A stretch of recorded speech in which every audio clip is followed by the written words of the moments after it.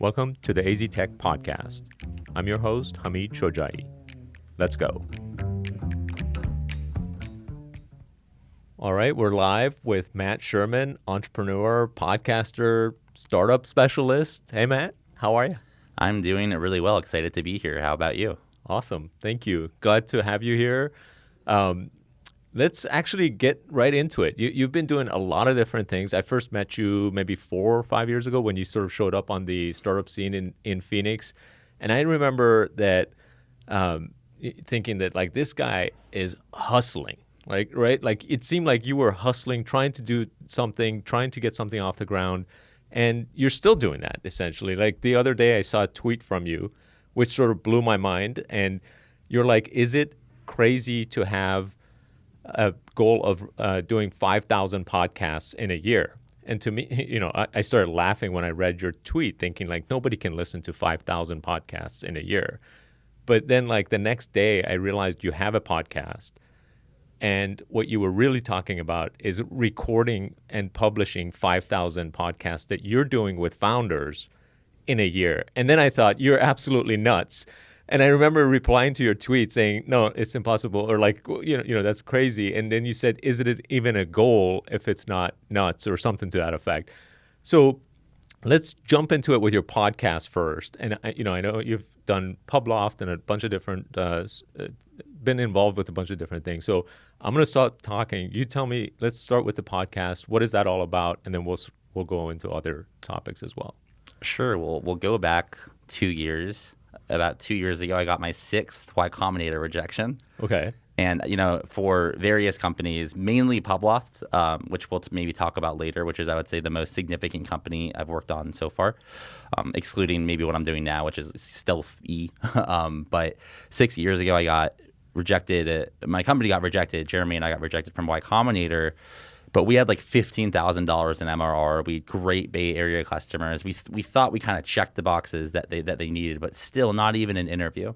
And this is the 6th time, five rejections before that. And I just got to this point where I'm like, I don't know why we didn't even get an interview. Doesn't make sense to me. But I don't have the decision. I don't have the decision power here, but I can. You didn't get an interview for what was the startup? So the one that I'm referring to, over the 6 rejections, there was 2 startups. Okay. The one that I'm referring to now is Publoft, which is the one that it's a real company. We got real revenue, real investors, real everything. So we just thought that we were going to get it. And it was at this point that when we got rejected, I'm like, I'm not putting it in their hands anymore. I got to take it in my own hands. So what I did is I started a podcast and interviewed about 20 Y Combinator alum. So I've interviewed Austin Allred, Kristen Tyrell, Kristen Anderson, she recently got married, and Daniel Gross, all of these influential Y Combinator alum, just to kind of seed myself into the ecosystem. And that's how it started. It's taken a lot since then, but it started as a way to break into San Francisco Bay Area, and it's worked. Wow. So that's super interesting because you're like getting it rejected, but trying to figure out that's exactly what entrepreneurs do, right? Like they're trying to be resourceful, figure out a different way to achieve the same goal. Then what? So it's really interesting because I've enjoyed it. I've enjoyed the podcast up to this point, maybe after 50 episodes. And I kind of haven't had a decision to make. Am I going to try to interview the biggest names possible and try to make a really big podcast? Or was I going to keep trying to interview these smaller startups that weren't very well known, but I kind of liked a lot. I liked what they were working on. And this one decision will be the decision I'll look back on for the rest of my life as the right decision because I decided to interview the little guys, the little gals, the smaller startups. So what I did is I started interviewing early stage founders before they've raised capital, maybe at their seed round, et cetera. And I just kept going. So for about a year, maybe I did 200 episodes and I, through different sources, which we can chat about, I just have found these impressive companies. But things, and I guess like when things got really interesting is when I looked back and I saw that several, not one, not two, but potentially dozens of the companies that I interviewed had raised venture capital, not from nobodies, from Sequoia, from Andreessen Horowitz, from all of them. And I'm like, that's interesting. Yeah. So yeah, that's when things got interesting for me. And are you asking them about like how do they go about doing their raises or like what made their company sort of like success or to not necessarily the company successful, but what gave them success to that point to be able to do that raise? So because at the point I was more naive, like, I didn't know, I was just interviewing founders, right? I didn't know they were that good or bad. I was just kind of doing my podcast for fun. So I can't answer that question well. But what I can say is all of these founders that I try to interview are what I classify as missionaries, at least most of them. And these are people that are on a mission. They're not mercenaries where they're chasing an opportunity that is external to them. There's a problem they want to solve that's internal, and that's what drives them. And that's one of the core parts of the podcast is I think we live in a world of a lot of mercenaries, a lot of people that just chase money without any real reason to. And I'm trying to highlight the ones that aren't. And I think that could be one reason why they found success later. But now, I'm happy to share what's happened kind of since. I've done 550 now. And I have more of a hunch on why these companies have found success. But at this point, at episode 200, 250, I just had no idea what was going on. Like, how was I finding these companies as an outsider in Phoenix, Arizona? So it's crazy because this is like, I think, episode 5, right? Adrian, we've done... This is the 5th episode of the podcast. I can't even imagine doing 500 episodes, and you've done 550 in less than 2 years. You're like pacing at 3-4 episodes a day now, which is mind-blowing. Just scheduling 3 or 4 founder interviews per day seems like a crazy task. What have you learned in the first 250 episodes where now all of a sudden you're applying, you're becoming essentially like this sort of... Have you read that book, Blink, by Malcolm Gladwell? A long time ago. I don't even remember I did read it. I love Malcolm Gladwell. What was the premise of it? So it's this idea that like people become experts at something because of the amount of hours they put into that particular subject. And essentially they see things there with the blink of an eye where, you might look at a painting and say that's a fake, or because that person has been doing that for like a 20 years, but they can't tell you why it's a fake because it looks exactly like the real painting. And I'm curious as to like the intuition that you're starting to build talking to founders. When you talk to a founder, is it like something that you can intuitively say, yeah, this guy is a missionary versus a mercenary, and most likely they'll achieve their mission? Is that... So yes and no. So this is going down. This is a good path to go down because it's the path I've been exploring for the last year. So let's take it to maybe episode 300 or 400. Like I'm now tracking the startups that I've interviewed, and there's no fluke. Like I'm onto something. So then I'm thinking, what makes these founders different? And for me, there's kind of 2 or 3 things that I look for when I interview a founder. And the first is, before I even meet the founder, they need to be in an interesting market. If they're in a very boring, in my opinion, right? My opinion isn't fact, but it's my podcast. I can bring on who I want. If they're in a market that I'm not excited by, then I'm not going to interview them because I might not have the best questions. I might not be that interested. I also think because of that, the intuition, I kind of know what's coming around the corner because I've talked to all these early stage founders. So first is market. And then second, they come on and they're just, it's going to sound really, weird to you because you're a very like normal person. But a lot of people in tech are not normal people. They play extreme status games to get outcomes that they probably don't deserve but get because they just play the game, that they play the system. And what I'm trying to do is find outsiders, people that have worked hard, that have achieved a lot of success, that haven't gotten what they've deserved, and help them by having them on my podcast. Now, what I've learned from that point, and leads to me kind of what I'm doing now, is there's a lot of people that I interview that raise money, and they're like, great, that makes total sense. They're a great founder. But there's more founders that never do raise money, and I'm like, that's really weird. Why did that founder not raise money? And this is a question. This question has taken me down a winding path for the last 8 months. Like, this is what I've been working on. Answering that question is the path I've been down for the last 8 months, and I'm still going down that path today. Well, what's interesting about that is that a lot of founders don't raise money because that's not an easy option for them, right? Like, have you found that to be true? Because of like, if you're an Arizona startup, for example, for the past 20 years, it hasn't been an easy option to raise money, right? Like, you often have to have a proven product or revenues or something to be able to even raise. And by then you're like, well, maybe I'll just go a little bit longer and then a little bit longer. That's basically how I created Axosoft organically. That's spot on. I mean, I agree with every word you just said. Additionally, what I've learned, and I'm like, I've kind of found myself, I guess you could call me an insider now. Like I work with extreme insiders. I work with Silicon Valley legends. I kind of know how the game works now. And the one thing I wouldn't agree with what you just said is if you ask a true insider in Silicon Valley, they don't even care about the business when they invest. All they care about is who you know and who is vouched for you, which makes sense. It's a trust circle, but I think there's a lot of flaws to that system. So going back to Publoft and getting rejected from Y Combinator, $15,000 in MRR in like 3 months. This is not over years. This is months. How could we not get an interview? And it was that moment after the 6th rejection where that's when I kind of started the podcast and started exploring. And what I found is a biggest mistake of an industry I ever could have ever thought of discovering. Like the way that tech has unfolded is so unfortunate. I think there's a lot of people now that are trying to course correct it to be more fair to founders because it's too investor friendly right now, in my opinion. Really? In the Bay, specifically in the Bay Area, yeah. Well, actually, let's dive into that a little Sure. bit because some of the extreme successes, like whether it's been Facebook or Google, or it does seem like the founders have tremendous control and oftentimes have even more voting rights than their percentage of shares. Like Mark Zuckerberg is like basically the dictator of Facebook, and that's by design, and basically the investors allowed for that to happen. So explain a little bit what you mean by that when you say like it's investor friendly versus founder friendly. My lens. A lot of people have frameworks in life where that's a very normal thing. One of the most important frameworks that I use for evaluating founder is like insider outsider. When I say insider, I'm talking about like you're in specifically inside the Bay Area or outside the Bay Area. And maybe I'm an insider, maybe not an outsider, I don't know. But if you're an insider and you're able to get access to certain types of people, 100%. It's a founder's market. Like absolutely. There's more capital in the world right now than ever.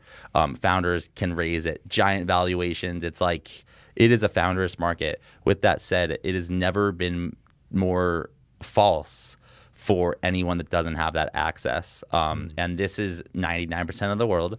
And this is where we have diversity problems in tech because I'm happy to I think a lot about this, but it's like, most people can't break in, and most people, you need to have an immense amount of privilege to be able to like put in the years and years and years, like what I've done. Like I'm a lucky guy. I've been able to. I mean, I've worked hard. I've made my own money for the last 6 years, but there's things that have allowed me to go as deep as I've gone. And most people can't go that far, and then they just stop, and that's unfortunate. It shouldn't be like that. Let's actually talk a little bit more about that because now it's getting interesting, right? First of all, I want to know, how deep have you gone? What do you mean by that? Right? So there's things that I can't share. There's people that I work with that I can't share because of that, not because I'm an ego, because they've requested that I don't share yet. But I've gone deep. You mean like investors, things with investors, or other? I'll take it back to the podcast. Okay. I've used the podcast as a tool to connect to as many people as possible with influence, and I have interviewed about 20 San Francisco investors as well. But I think where things really got interesting is when Publoft got into Jason Calacanis's accelerator about 2 years ago. This is when my world was opened up to how the Bay Area actually worked. Okay, step back for a second. Sure. Say, what is Publoft? So Publoft was a content marketing marketplace that connected writers to startups who needed their blogs managed. It's changed since then, but that's what it was, and that's kind of the Publoft that I'll always kind of know and love. So at some point you pitched it to Jason Calacanis. This is a good story in itself. I have lots of stories. I first cold emailed Jason Calacanis in April or May of 2017 when I first started Publoft. I'm sure the email was something along the lines of like, we're $5,000 in revenue. I'm in Phoenix. There's no investors, just like me, like kind of whining, whatever I was back then. I'm like, hey, please invest. And he didn't answer. So I like hit him up again and again and again. After the third email, he's like, hey, this is great. Put me on your update. And I kind of just kept him updated monthly for a year and a half. This is I also hopped on his podcast as a guest a couple of times, as a guest call in, and I also showed up to one. I worked very hard. Like I worked my ass off to win Jason over, and I wrote a post about it. And at the end of the day, he said, "I'll invest in you." Because a bet on the founder, and it's almost like more annoying to not invest in you than invest in you. And it's unfortunate because it still didn't work out. Like, it would have been a great story if it would have turned into that $1 billion company, and it didn't. But I always look at Jason as truly the first person to give me a shot, and I will never forget that. And I will always owe him. He always has a spot on my future cap tables or future LP. He's earned everything, for my respect, So you think Jason is the exception to that rule that you were talking about earlier, which is basically it's all sort of insider driven as far as, but Jason sort of like is the outlier investor who's looking for angels, allows anyone to pitch to him. Jason's one of I would say I can even talk about some if you want. There's like 10, off the top of my head, like 10 VCs that I think are actually original thinkers, that I think that actually will lead, that actually, do what Jason did. Like, Jason didn't have to, like, it was a risk for him and it still didn't work out, but he still did it.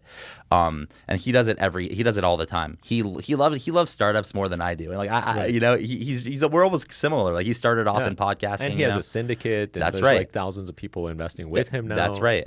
So Jason is sometimes misunderstood by people because of his ego, which he will be the first to admit he has an ego. But Jason is a phenomenal investor and a phenomenal human being, and I got lucky to the chance to work with him and meet his network. Because of him, going back to the inner circle, I pitched Sequoia, I pitched Greylock, I meet these people in person, I pitched Andreessen Hort, I know people, like, because of the hard work plus luck that I've experienced over the last 3 years. So I'm happy to talk about more about what I know and who I know and whatever. But like, I'm deep, and I think deeper than some people think I am because I'm in Phoenix. But I've gone pretty deep.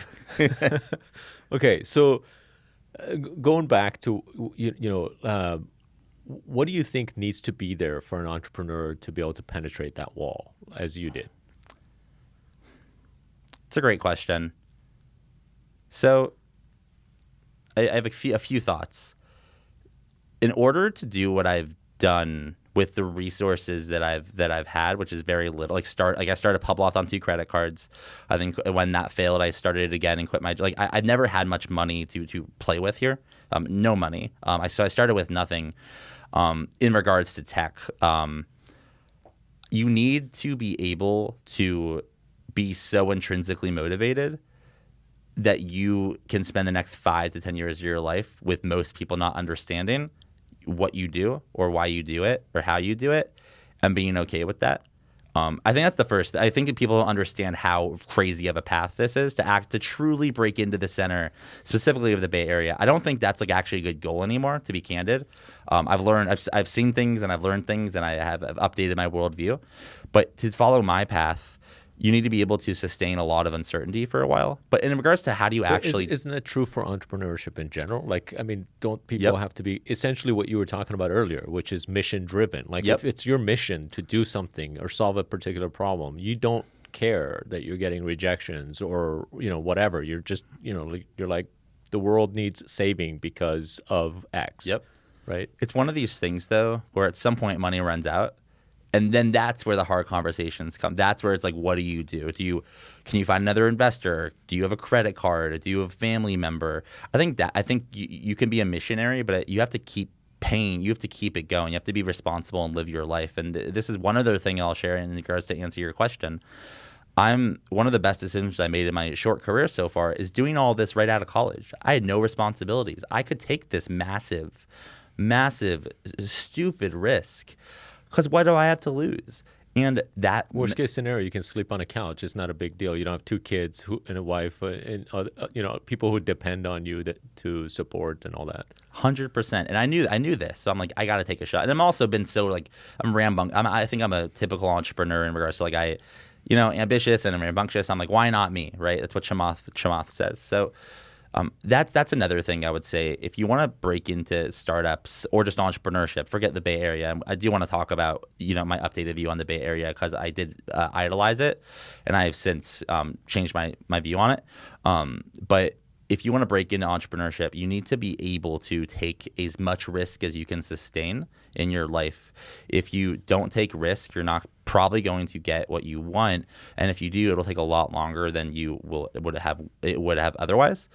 No risk, no reward. I fully subscribe to this. Right. And then the last thing I'll say, it's interested breaking in, is you got to be, like, I hate to say it, but it's just true. You got to be lucky. You have to, the world is a lot of luck, and most people aren't incentivized to admit it.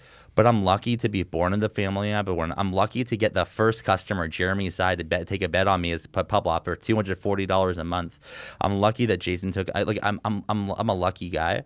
Sometimes you can make your own luck, but at the end of the day, sometimes luck runs out, and sometimes things aren't fair. Mike Roberts and I had a great conversation about how luck is an integral part of any success. I mean, just where you're born and your parents and the level of regard that they had for education, or their history and all of that stuff definitely comes into play.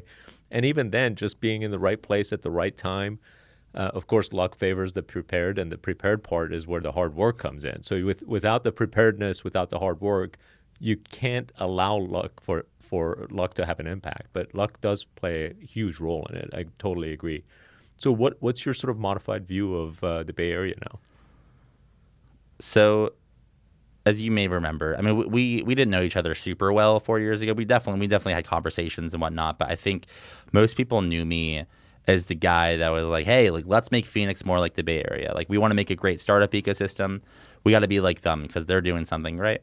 And I still agree with that in a very small way and in ways. But what I've learned since penetrating the Bay Area is that the Bay Area is full of tons of people that are not these are not normal people. These are people that were brought up in a way where they were fooled that status is the currency, and they all chase it, and they play games until they get that status. And once they get that status, they make a certain amount of money. And once they make that certain amount of money, they protect everything. They protect the system because it made them money. And that is what's been happening since Fairchild Semiconductor got founded, 60 years ago. Not literally. I mean, it's obviously been growing. But there are people that are making tons of money in the Bay, and they don't want anyone else to know what's going on. And let me sure. challenge please, your view. Please. Excuse me. So is it possible that these things sort of naturally occur as a result of successes that then go out and seek, Fairchild Semiconductor founders, they become super rich. They're sort of seeking the next generation of investments. They get pitches from all sorts of different people. Eventually they support some. But then you start building an ecosystem that does have some level of trust, or, the in factor, if you introduce me to a founder, chances are going to be more that I'm going to actually take that call, right? Because there's some level of respect that people have for one another. So don't these things sort of naturally occur anyway in any kind of ecosystem? So this is where the founder side comes out of me. Okay. Yes. I mean, this is how it is in Hollywood. It's how it is in Nashville, and it's how it is in San Francisco. And then in Hollywood, every now and then you have the waiter waitress story that makes it out of nowhere, right? But fundamentally, it ends up being a relatively closed system with, over time. Oh, yep, I agree. So I have two thoughts. One, this is just such a founder thing to say, but it was closed off to me, right? And I didn't like that. Yeah. And I know a lot of people that it shouldn't be closed off to, but it is. So I think it's one of these things where it's it makes sense that this is how it works. Doesn't mean it's fair. And life isn't fair, but I have a free will. I can do what I want about how life works. And this is, great founders. And we'll see in time if I'm a great founder. But great founders bend the world against their will. They Steve Jobs, any of them, they bend the world against their will. And that plus the fact that COVID happened and many things are online and Bay Area is not what it once was, I think is I've heard a post about this. There's an opportunity to change the course. To hit the reset button on this stuff. I wrote and I wrote I wrote a post on this, and Yeah. it's a chance, and I'm hustling and I'm hustling very hard to like capitalize on this what I call a hard fork in the world, to make sure that the fork continues, because what's happened in the last year for outsiders is nothing short but a miracle, because now outsiders get access to the same access that Bay Area founders get, and it's beautiful, and it's going to go away if no one does anything about it. And that's kind of my Is it going to go away though? Because like I actually was going to ask you about this because of COVID, things have changed pretty significantly. Yep. First of all, a lot of people have moved from California. A lot of billionaires who, for whatever reason, whether they want to save on 16% state taxes or what, whatever it is, or other reasons, have started to move out of California or the Bay Area. So, what are your thoughts about that? And So there's two thoughts on this, just in general, and I don't know which one is going to happen, but I'll tell you the one that I think is more likely. So there's a thought that when COVID is over, which I think is kind of coming up, hopefully in the next 6 months, hopefully, people will realize that city living like they'll all move back. They'll all go back. I'm not talking about everyone. Like, you might have been referring to Keith Rabois. Like, Keith Rabois is not going back. So Keith Rabois is a very famous founders fund investor, and he moved to Miami, and he's pretty much trying to rally everyone to move to Miami, and it's working pretty well. But I think what could happen is COVID ends. Then over the next year, people are like, San Francisco is great. Let's go back to San Francisco. But that's not what I want. That's not what I want, because I'm in Phoenix, right? And there's people like, I talk to people in Nigeria, Africa, the UK every day, for my podcast. What I want is it's going to sound weird to like quote unquote normal people, but there is I want the internet to continue to kind of eat the world, and because when the internet eats the world, it means there's more access to other people that don't have. For example, like there's so many smart founders in Africa, but they're in Africa, like they don't have some of the same access. That sucks. Yeah. So I think that I'd like to see a world where the internet takes more command. Not just how it's been, but what else can it do for us? That's kind of what I hope happens. So I'm with you. I think it'll be a little blend of both. Yeah, that's very cool. All right, let's talk. Anything else you want to say on this subject before we move on to Publoft? There's just one thing that this is kind of the drum I've been beating, and it might sound weird to you, but it is, I think, true. For any founder listening to this that does see all the big names in San Francisco, including Jason Calacanis, so that I have experience with him and I think he's great, there's a giant back channel of things that happen, just like in any industry, but specifically San Francisco and the VC world, of how things actually work.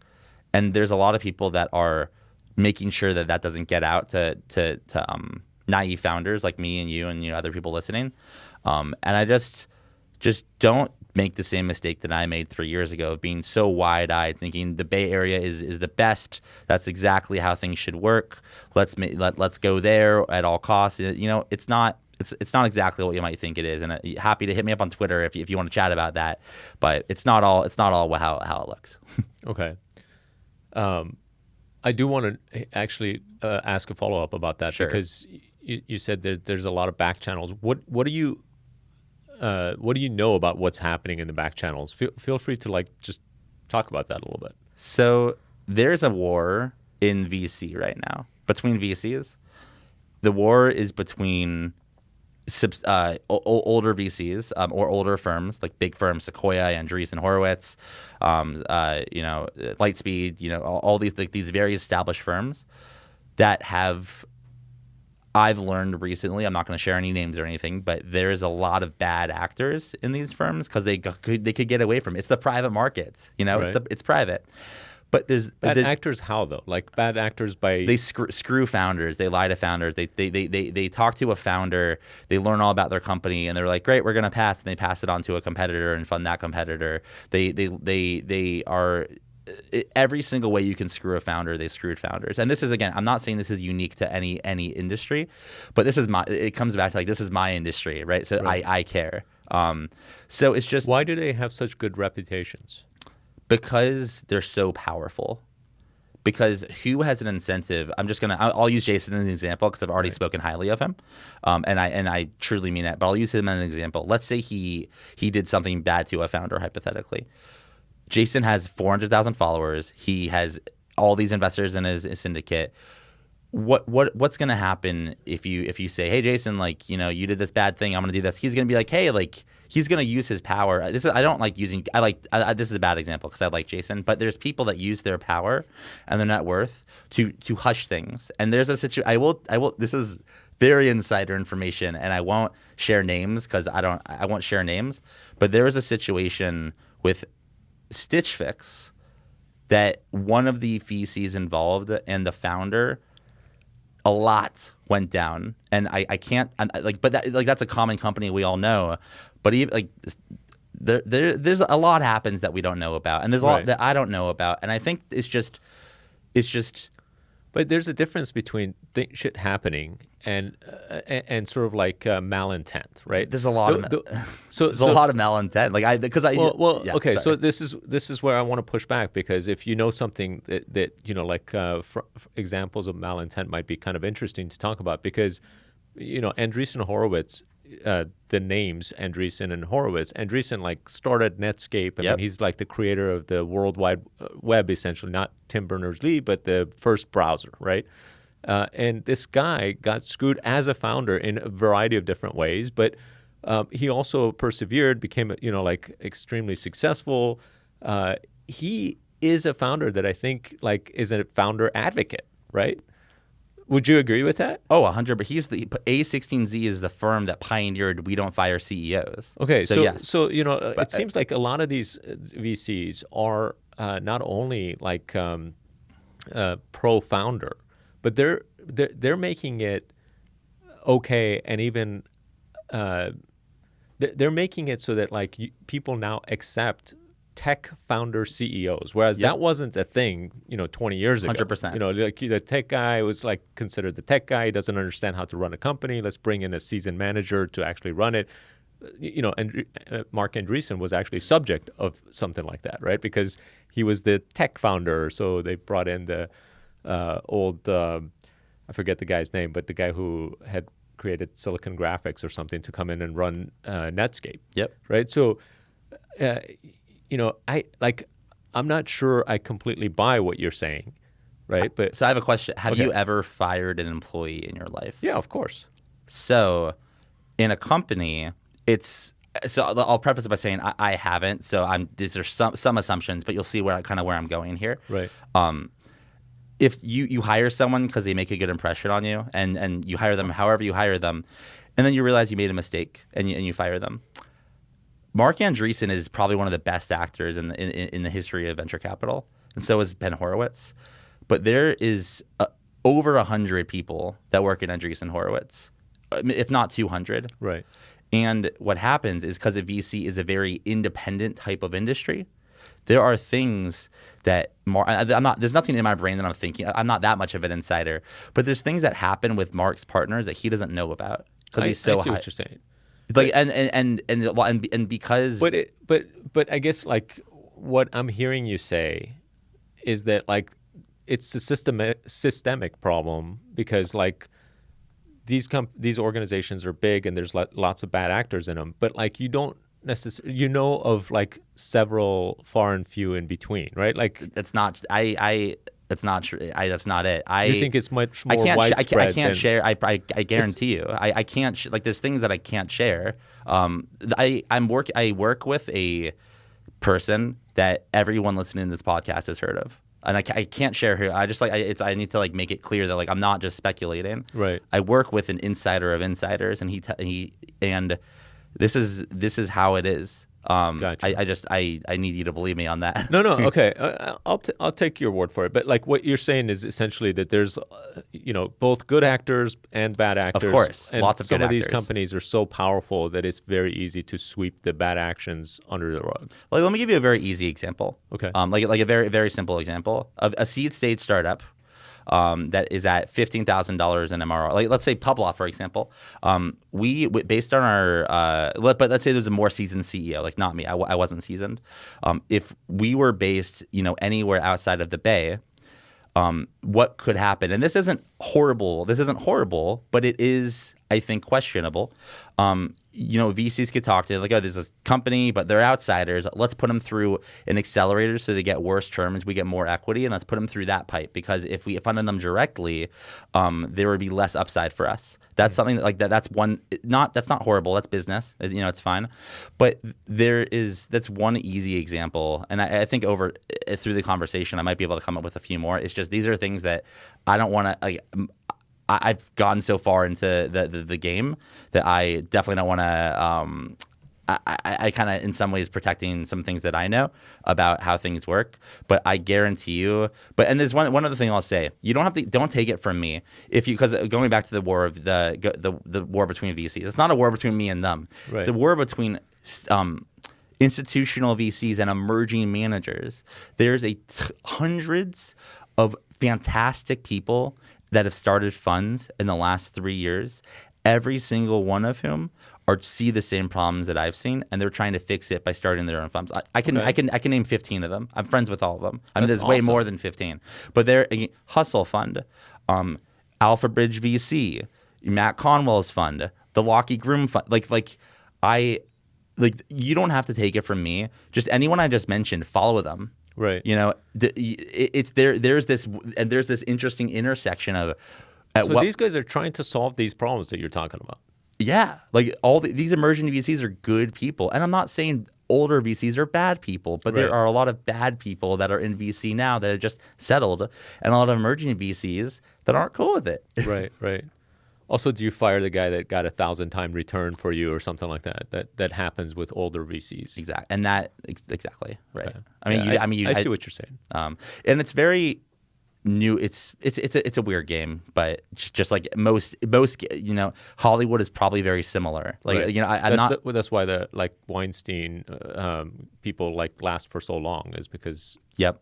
Yeah. So I'm not saying this is unique to tech. It just comes back to this is the industry I picked to enter. So I'm gonna try to solve some problems. All right, that's awesome, and kudos to you for going after solving some of these problems because they are challenging problems to solve, and it does seem like some ecosystems eventually lead to places where those kind of problems thrive. Unfortunately, which is unfortunate. I do have a high hope, though. I based on what I know, who's entering the space, who cares, startups. I think that things are gonna go back to the middle a little bit. I think they've been a little too far into the insider realm, take advantage of things, and I do think there's so many people that are fighting against that. It'll correct a little bit, and things will be much better off than they are now in the next 5-10 years. That's awesome. So there's hope. There's a lot of hope. Yeah, there's a small army, if not a large army, of emerging managers that are going at it. Okay. All right, let's talk about Publoft a little bit. So sure. You've mentioned it several times. It's the company you co-founded or founded and brought in a co-founder? Founded, brought in a co-founder. Okay. And tell us about that experience. And I know it's not you're not part of it anymore, so walk us through that. Sure. Well, this is the startup and entrepreneurship, my real business career. I did a company called Schmooze, which never made a dime. Okay. You may sound, I don't know if that sounds familiar to you, but Publoft was the first company that I actually did full time. So what happened is I was working with a wonderful company called Endless Entertainment at the time, now called Endless Events. With an amazing boss, Will Curran. I'm sorry, Will, for being so hard of an employee. Huge shout out to Will. He's a great guy and a great boss. But I am who I am. I'm a very ambitious and I think overconfident person. And I was working this job with Will, doing sales for event production, and I didn't want to do it anymore. And I've been writing content on the internet for the last year at this point. I'm I'm just gonna write content for startups. What a stupid idea. I don't know. It was a stupid idea to start, but I quit my job and I had two credit cards and not much savings. And I just started cold emailing Y Combinator companies to write for them. And soon after I got a couple, and then things snowballed a little bit. And I had a company, but it was just me. So just to clarify or to remind everyone, we were writing content for startups. So our first customer was Fountain. At the time, it was Onboard IQ. But our third or fourth customer was 500 Startups. The first customer gave us a referral to 500 Startups, and they gave me $5,000. And I'm like, this is great. Like, this is more money than I've had in my bank account in a long time. But what happened is it was just me, and I'm not an organized person. I'll be the first to admit it. And I was running the whole ship alone. I was great at sales, so it was growing, but the whole operation was a mess. And I did have a co-founder for a few, like before someone I'll mention in the future, Jeremy. I had a co-founder, which wasn't as serious, just to help me with some things for this first version. But I was way too raw. I was too confident. I was too bad at my job. I was just everything, and that plus some health issues. After about 8 or 9 months, it failed, which sucked because we had something. Okay. So what happened is I got a job at a company you're probably familiar with. The CEO, I think, is actually right. The CEO, I think, is around. I got a job at Chassis. Oh, okay. And this is when I was first starting. Cool. And just kind of I was kind of a wreck at this point, for various health and non-health reasons. And also my company just failed and lots of things were going on. So I worked there for about 4 or 5 months. It wasn't that great of a fit. I didn't really know what I was doing. It was a little above what we were doing at Chassis. It didn't make sense to me that much, and I thought I could figure it out, but I couldn't. So what I did is I quit Chassis about 5 months in, about 5 months in, and started Publoft again. I did a few things differently. I raised prices by 4x, literally. Like so instead of doing $250 for a blog post, I did $1,000 for a blog post. Okay. I got a co-founder. His name is Jeremy, who was an operations master, and I still believe that. And we started, and I just did the same playbook from the first time, the second time, but with Jeremy's help and with my updated view and with the new prices. And to zoom out for a second, we went from $0 to $24,000 a monthly recurring revenue in 7 months with no ads, no investment, not even just hustling. Yeah, that's awesome. Thank you. And there's a lot we could go into there if you want. If we don't, that's fine. But ultimately, at the point where we got to $24,000 a year, we were at the top of the world. We were very high on our own steam. We were like, you could pay yourselves. Like, you could actually pay your bills. Kind of. Okay. So this is where we were both neither of us had much business experience. Like, we are good at what we're good at, but we don't know what we're not good at. Right. And we did not know how to run I didn't know how to run a company. Jeremy knew how to run a company more than I did. But he was kind of doing he was like helping with operation stuff. And it was working. And at $24K a month, we got based on a few events that happened, we got an invite to Jason's accelerator, Jason, the investor. And this is where everything. The moment we got in, things went downhill for us, not because of Jason. So getting VC money or angel money is not necessarily a good thing. No. And I want to clarify one more time because I have so much respect for him. Jason and his team handled everything so well. But what happened is the moment we get it was $100,000 investment.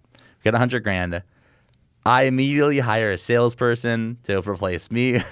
Jeremy immediately hires an ops person to replace him. We have no idea how to train them, but we do our best. We spend time fundraising. But what happens is investors say we're a service-based company. The person that I hired wasn't bringing in sales because I didn't know how to train him. So we weren't growing. We weren't doing well fundraising. The operations were falling apart because we delegated.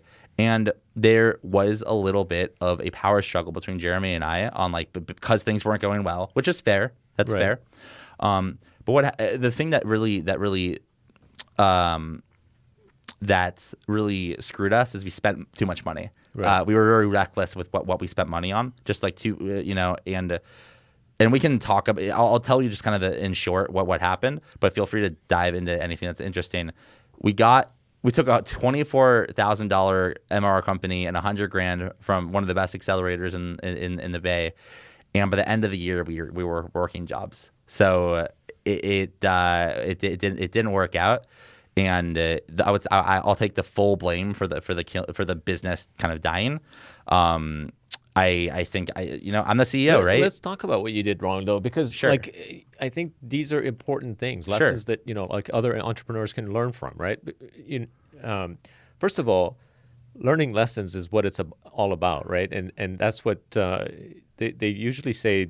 Every successful entrepreneur has a number of failures before they become successful, and the reason that those failures are a requirement almost is because you need to learn some hard lessons. Like you need to learn that spending money too fast doesn't make sense, or just because you hire someone doesn't mean you can like step away from that role.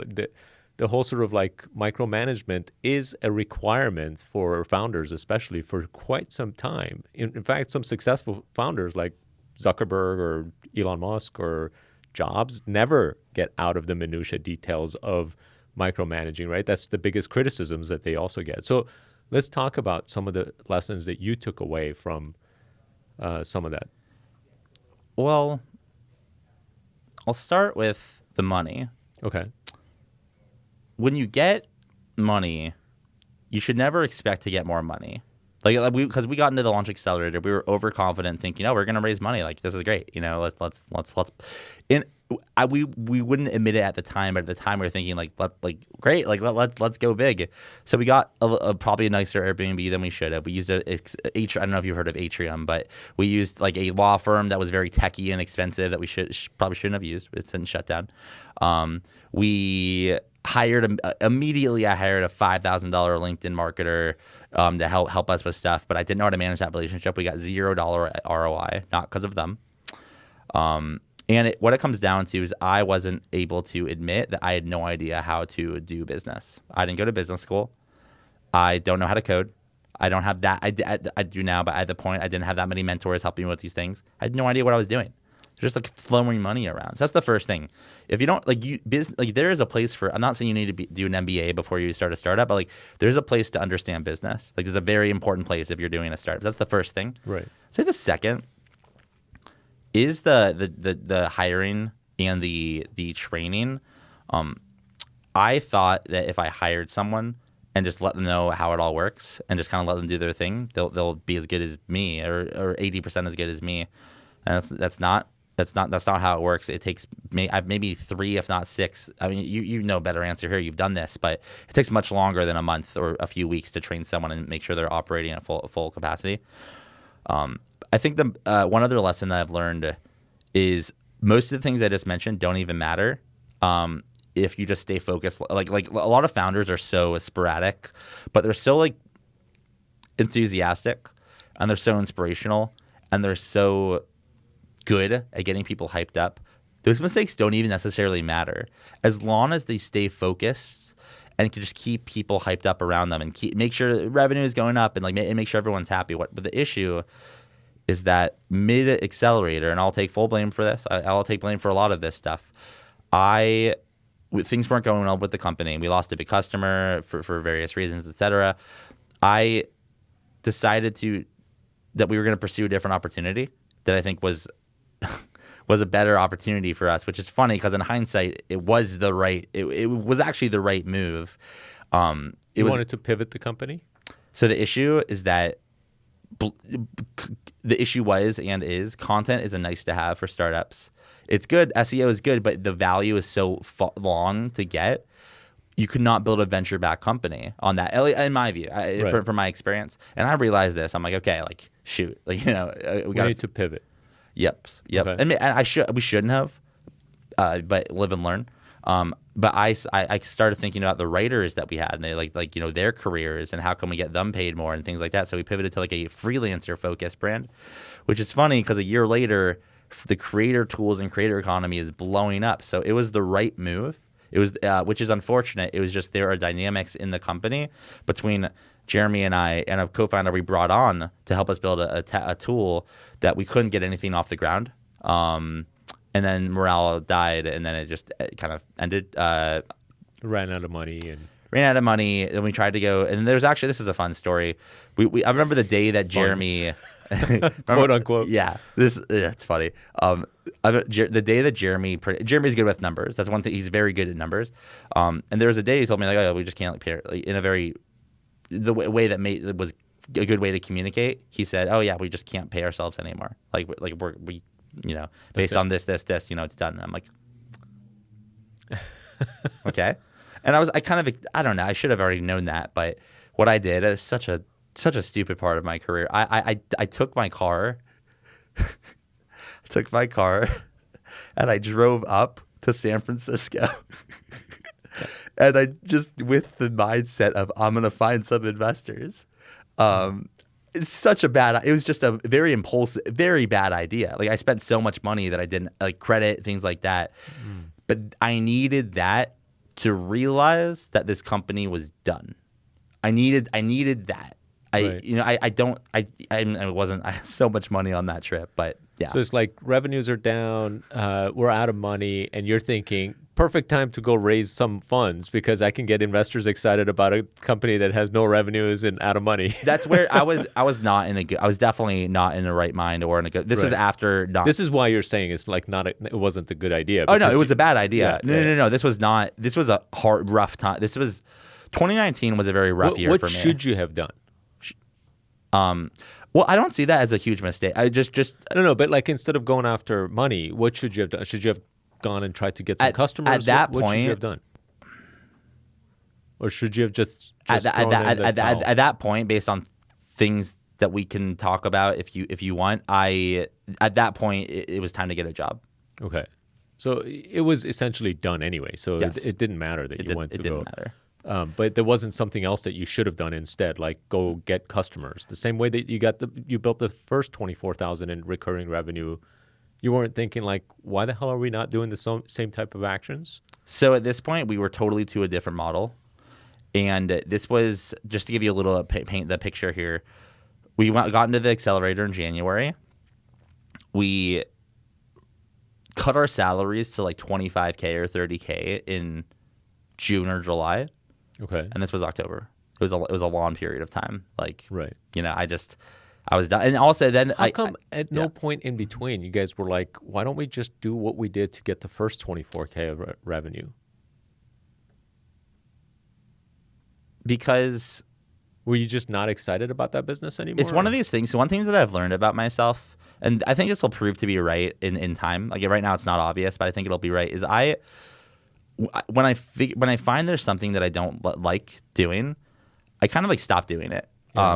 And and as responsibly as I can, and that's true with almost everyone, by the way. And that's just what sure. So cool. So that's like what I did. I didn't want to spend. I'd rather get a job than do Publoft. Right. But sometimes you have to override those things. Like I can't imagine Elon having loved to spend time in the manufacturing plant to make Model 3s, right? Like, but he slept there until they fix those problems. So right? I'll introduce another. There's things going on. There are things that maybe you want to stop working on it. To give you an example, I mean, to just show you, like, I'd like to talk about at some point in this conversation what the journey's been like for the last 8 months for me, because you will then see what it's like when I have something that I'm trying to do and I will stop at nothing to do it. Now you're mission driven. Yes, that's the thing. Publoft was not. I was not that motivated or driven by helping startups get great content. Okay. I just didn't. You didn't care. I didn't care. You wanted to do something because you loved the idea of being a founder and having a successful business so bad that as a younger person. Yeah, I mean, as like five years ago. Yeah. And now, what are you doing? I am. So Publoft shut down. So I stopped working on Publoft in November. Okay. In November, I got a job at a local company called Prenda. Okay. Which is a great company here in Phoenix. And they were kind of Kelly's company. Right? Kelly's company. Very impressed. I'm an investor, by the way. That's very good. That's good. That's good. But I worked there for about 10 months. So they were. I did. It was great work. Did great work there. Lots of fun. I learned a lot. In some ways, it didn't work out. Mainly because I'm just such a founder. Like, I still have this part of me that's like I want to, startup person. But I got a job at Prenda. I paid off some debt. I got stable. Great. COVID hit in March. Things are crazy at Prenda. We're all trying as hard as we can. If you're an investor, you probably know what went down. Crazy stuff, but good stuff.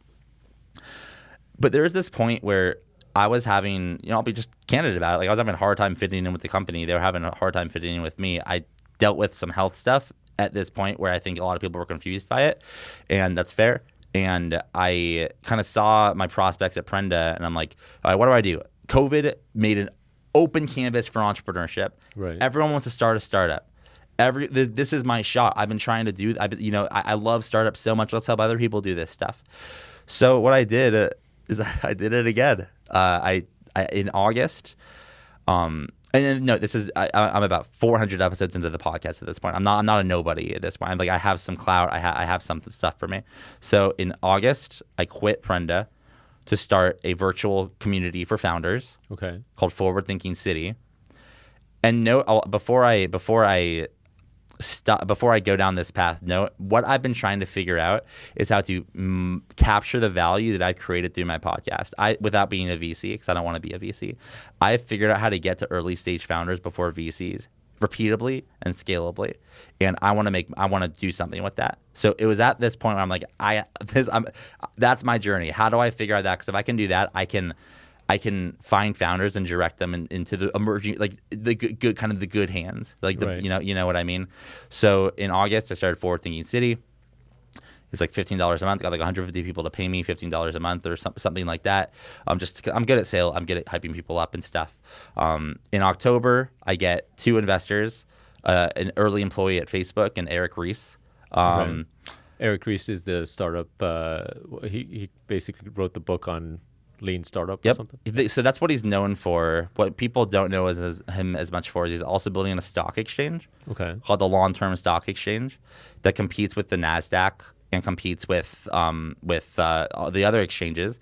And the idea behind it is, if you're a CEO of a public company, your incentives are misaligned with the company's incentives because you need to do quarterly earnings every four quarters. Right. And he thinks that is unfortunate for innovation, so he's changing that. So most people don't know that about him, but he is a founder of founders. He's a great founder, and he has the best investors in the world on his cap table, et cetera. But he invested. I kept up Forward Thinking City going, but I knew in the back of my head that this was not going to be the thing that was going to make me a living. I don't want to have 1,000 people pay me $20 a month. I want to work with 10 entrepreneurs, still make a living, and and make money off that. Help guide them. So what happened is he invested a little bit. Dave Goldblatt invested a little bit. I pivoted the model. After I realized that subscription was not the right way to capture the value, I pivoted the model several times to try to figure out what the right way to capture the value is. Because I did the hard part. I figured out how to find venture scale founders before VCs repeatedly. I did that. Holy moly, what do I do with this secret? And I have been trying to figure out, to be totally candid, the right business model for this that isn't venture capital for the last 6 months. And most recently been been running out of money, and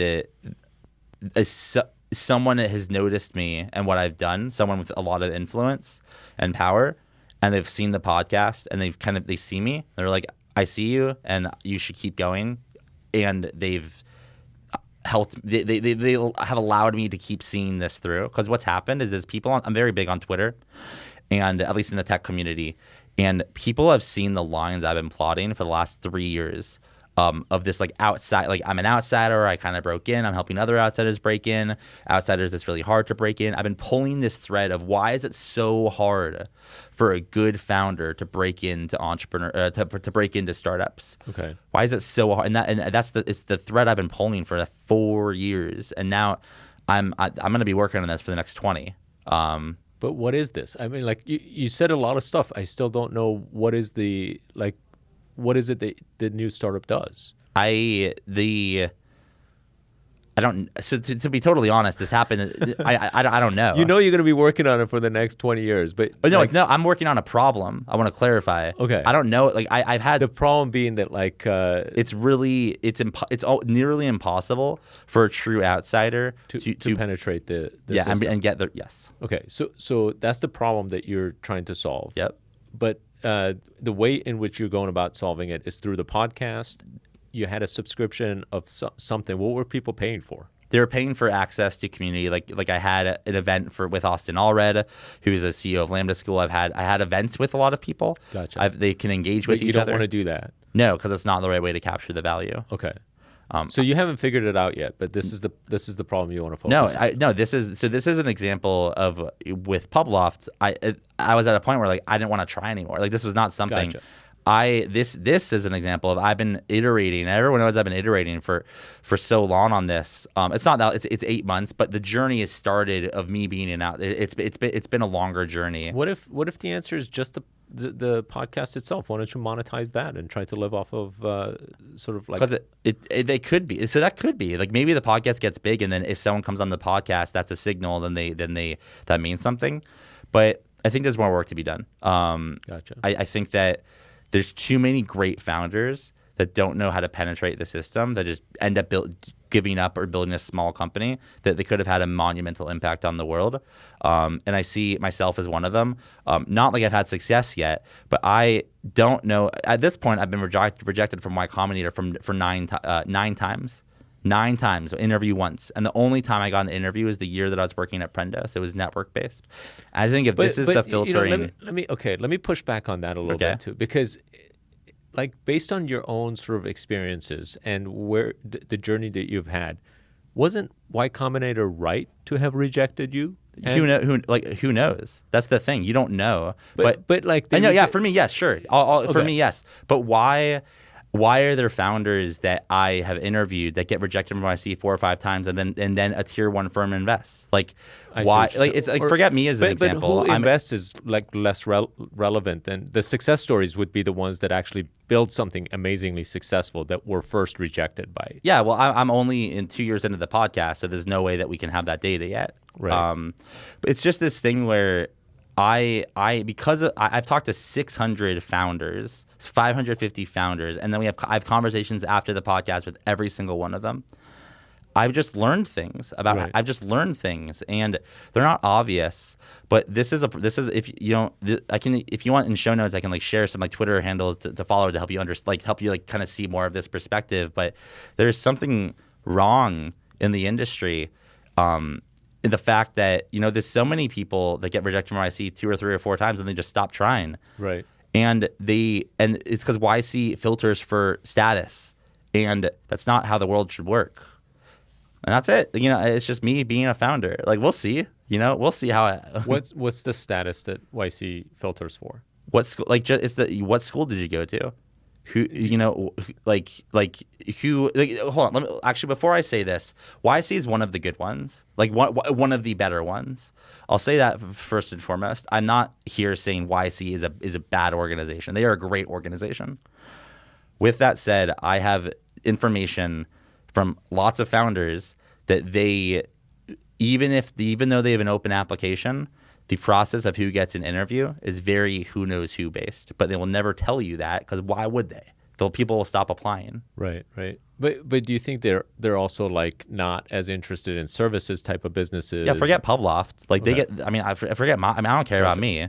I care about the founder. Like I'm in service to the founder. It's not about. Yeah, I'm not. I mean, not even be a good founder. I might just be a better VC. Like I don't know.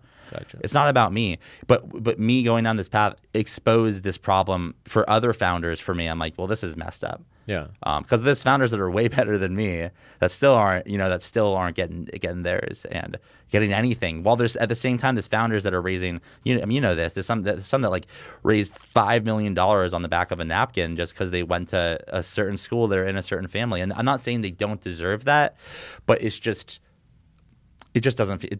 That dynamic doesn't feel right. That someone that has been working for 2 years, has a great company, market's right, just can't get in because they don't know someone. But someone that was just born into a right family, went to the school, just gets it because it just doesn't. I don't like that. I went to ASU. I love ASU. Like ASU is great.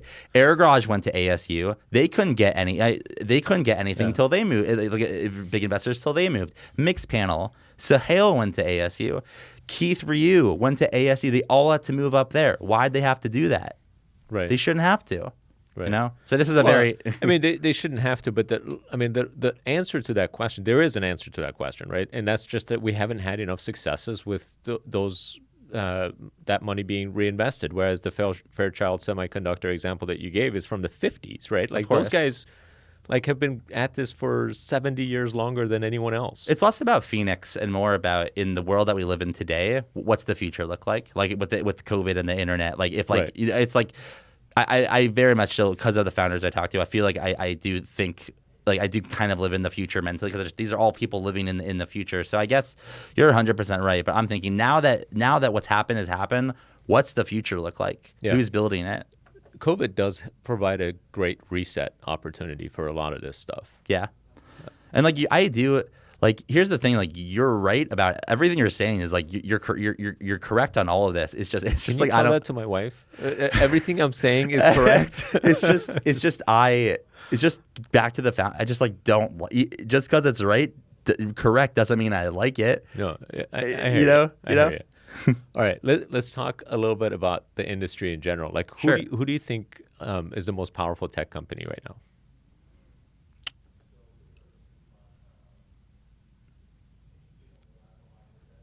What are the companies? Amazon? Okay. Because I mean that's like obviously one of the big five. I can go small too. Like I know all gamuts, but I think Amazon, because I think it's because of COVID. And we're going to need to rely more on the infrastructure that they've built than some of – well, I don't know, but you could argue that with Google. You could argue that with Apple. But I will say I'm much more knowledgeable on private markets, like startups, like even big startups. I'm less of like I less follow like stocks and stuff. I'm more like which startups are going to be the biggest companies tomorrow. So I maybe not the most knowledgeable on what's the most impactful company. You know? What startups are you most excited about right now? So there's one that I like a lot called Fast. Okay. They just raised their Series A or B somewhere in there, and it's from an outsider founder. He's from Australia, and he just barged into there's two things I like about the opportunity. It's the founder and it's what they do. And I'll start with what they do. They're trying to build one-click checkout for the internet. Okay. So kind of what Amazon did. Speaking of Amazon, what Amazon did with their one-click checkout. What if everyone else could have one-click checkout too? But it was all kind of connected to the same backend. So that's what they are doing. What I like about it is the founder is kind of out of his mind, but he's very competent, and that's a very good combination to have. Someone that's out of their mind and competent, and he's also recruited a very talented team, which is exciting. And then the second thing is everyone thinks they're going to fail, which means I think which is just a great, the obvious reason that they're obviously onto something. Right. So that's one that I'm very excited about. I'm happy to share a few more. Go for it. If they come to mind easily, I don't want you to say. No, for sure. No, I talk to 5 founders a day. Like I mean, tell me when to stop. Really, like I'll say one more. Well, okay, say one more, and then actually maybe we can focus it on Arizona based. Like who's doing exciting stuff in Arizona that you're excited about? 100%. So I'll start with as of recent years, have been less involved in Phoenix and Arizona-based kind of ecosystem, and I'm excited to change that as I just moved to Tempe, and I'm excited to dive back in and like get to know all the startups. With that said, there are definitely a few that are very exciting. I'm very biased for the first one, Prenda. Prenda is the most magical company I think that's being built in the world right now. And of course, I'm biased. What Prenda is... I love Kelly. So like I'm super biased, obviously. And I invested because of him. So yeah. What a CEO. Like we should almost... I mean, I would be happy to share some experience, some time of my time at Prenda. But it's like what Prenda is, for people that don't know, is they allow guides, which are teachers... But guides, because they call them guides, to start micro schools in their homes. And this might have changed a little bit since I've worked there, but I'm assuming it's still pretty much the same, where 5 to 10 of these students can go to one of these micro schools and learn. And instead of these guides teaching everything, they facilitate learning. They use the kind of the software and the program that Prenda put together, and they kind of created the optimal learning opportunity. Talk about luck favoring the prepared, and then COVID happens, and everyone's like teaching at home. So I can't go into details here, so don't press me on it. But like the mission that I've been talking about, what Prenda has informed, has what happened with Prenda and the fundraising and all things like that.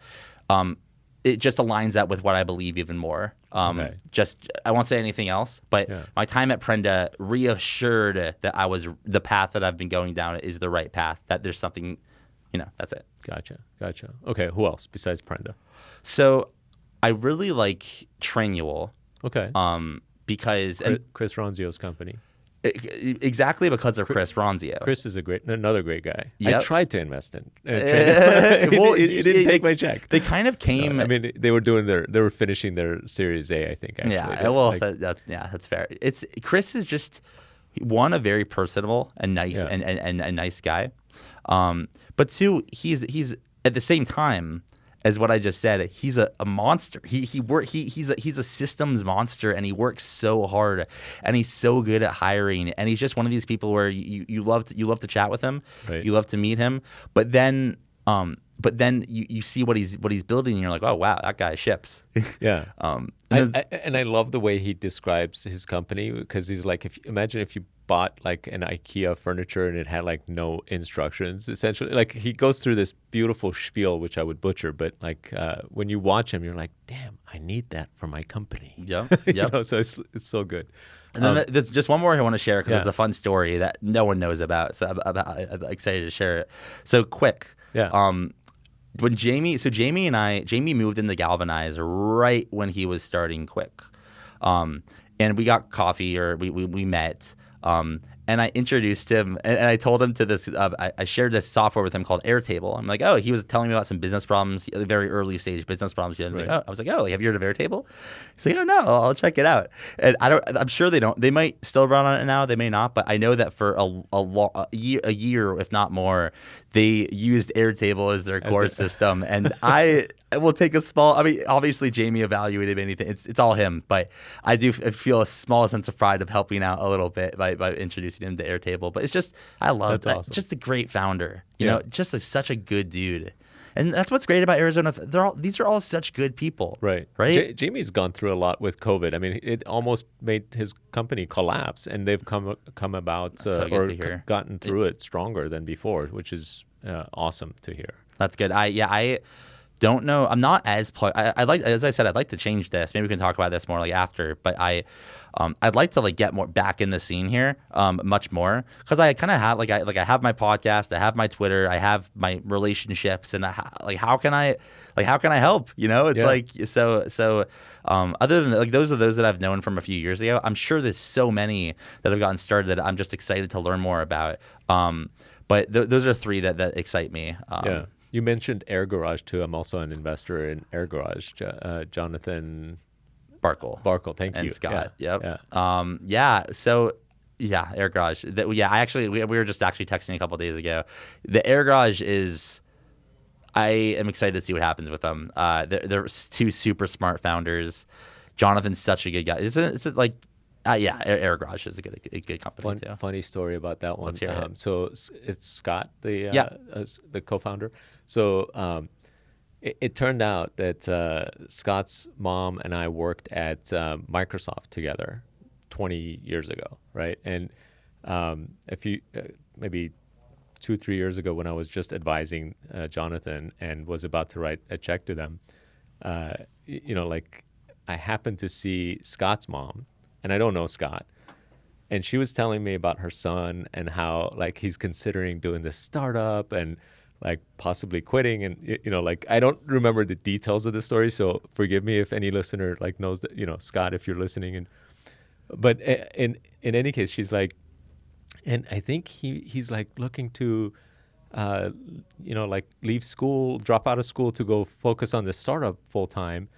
And she tells me all about this, and I'm like, so what does their startup do? And she talks about like, she doesn't really understand it, but I think it's like rental of garage spaces. And I'm like, wait, Air Garage? I think I just advised them to, go for it full time. So that's funny. It was pretty funny. She was like, was she happy? What did she dropped a little bit? I don't know. Like, no, she's great, but that's funny. But it was, she had the mother's concern of, her son potentially doing something that might be. And I was like, yeah, I'm sorry. Hey, but, founders are founders, Yeah, founders exactly. are going to be founders. Yeah, but those guys seem to be doing well as well. And COVID hit them as well, which was unfortunate. But fortunately, they had enough cash in the bank to, I think, ride it through. And Yep. I think they're going to be a stronger company as a result. So Yeah. Yeah. No, there's one other I'll share that I'm actually go for excited it. about. They're not Arizona based, but they're very influential in Arizona. Cul-de-sac.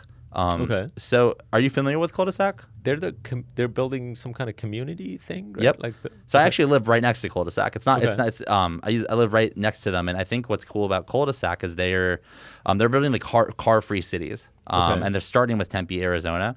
And what's cool about Cul-de-sac is that the founder, or the co-founder, is an early employee at Open Door, or was an early employee at Open Door. And what I'm excited about that is that their team is very good, very experienced and awesome. And it puts, I think, in a different way, in a cool way, like Arizona, like people are looking at cul-de-sac, oh, they're in Arizona. What's going on there? Should we move there? Should we check it out? I think that's cool. I like, I think when there's companies that start here, amazing. Companies come here, amazing. Like let's just get Arizona on the map, because it's like what's the weather out right now? It's like 70 degrees. Yeah, It's great it's here. perfect. Yeah. Yeah. Awesome. So many cool stuff. All right. I wanted to talk to you about one other thing because we'd scheduled this a meeting earlier, and then you like last minute-ish you canceled on me, and later I find out you have some health issue that you wanted to talk about. Like what is it, and like help me understand about it. Yeah. So there's a core part of my life, very core part of my life that most people don't know about, that I think is one reason why I am who I am and why I kind of gone down the path that I've gone down. I have a neurological disorder called Klein-Levin syndrome. And what Klein-Levin syndrome is every so often, maybe once a year, once every 6 months, etc., I go into an episode, an episode of deep disorientation, derealization, and like misunderstanding of the world. And is it just mental or is it physical too? it's physical. Okay. It's there's lots of fun symptoms with it. But what happens is it's very, if you definitely feel free to ask questions if you want. It's very hard to grasp. But I have these episodes, and what happens is I go deep into an episode when it hits, and then I slowly come out over the course of 1 to 2 weeks. Oh wow! And what happens is I lose. It's truly an impossible feeling to explain, but I lose touch with reality, and I misunderstand everything around me. And I for the first couple of days I sleep for like 23 hours a day. Then after I'm done sleeping, I wake up and I'm just confused, and it just kind of goes away slowly after a few weeks. And I've had 27 episodes in my life. Oh wow! I've in the last 11 years. And you just had one, like I just had one a couple weeks ago. And I don't get any notice when it happens, or it just happens, and I'm like, great, in an episode. And this, when it's happening. I know when it's happening, right? But once it's happening, there's nothing I can. It kind of has me. Such a crazy thing. Like it's one of the rarest. It's very rare. It's been a struggle, and I think is it a genetic issue? Like no, how do you? It came out of nowhere. But it's got to be gene based, right? Like, is it not like? Is there a treatment for it? So I'm on meds. Okay. When I say rare, like I'm not talking about like 1 in every 30 people have it. This is less than 1 in a million people have this. Probably way less. There's very little research done on KLS. There's very few people that have it that I know. So this is a thing that and my mom and my fiance and my family and my friends have kind of it's kind of been a family affair as we've dealt with it. But yeah, it's one of the reasons I go down the entrepreneurship path is because there's been so many jobs I've been fired from. Because of this. Because of episodes. I don't show up to work for 2 days in a row. Matt, you're lazy, you're fired. I'm like, I tell them this thing. And there was 2 years when I had my first episode. We didn't know what it was. It was misdiagnosed. I was diagnosed with some very gnarly stuff. And it took 2 years to get a diagnosis for Klein-Levin syndrome, and thank the Lord that we got the diagnosis. Is it life-threatening, or like you just live with it all your life? I live. So it's supposed to go away in the mid-30s. Okay. Sometimes it doesn't. At least at this point, I'm assuming I'm just going to have another episode at some point and living life like that. Have the episodes been more frequent or less frequent over your time? Over the whole spectrum, over the